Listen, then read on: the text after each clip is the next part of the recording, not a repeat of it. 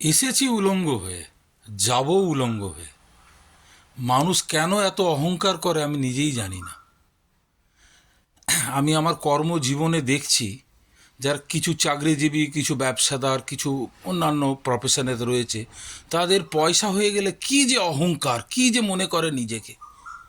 যখন আমি জন্মেছিলাম তখন আমি উলঙ্গ হয়ে কেউ আমাকে স্নান করিয়ে আমাকে বেডে দিয়েছে। আবার যখন আমি মারা যাব তখন কিন্তু কেউ স্নান করিয়ে চিতাতে মানুষ আমাকে তুলে দেবে।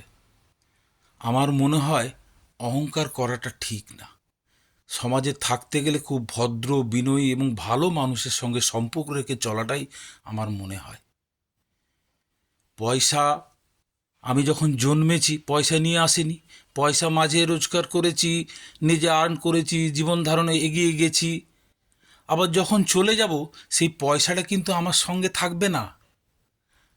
অতএব আমার কি মনে হয়, একটু ভালোভাবেই জীবনযাপন করা উচিত, একটু সৎভাবে মানুষের সঙ্গে বিনয় হয়ে কথা বলা, মানুষের চলার পথে মানুষের সঙ্গে ভালো সদ্ভাব রাখা। ভিডিওটা ভালো লাগলে আপনারা শেয়ার করে দেবেন, কমেন্টে জানাবেন। নমস্কার।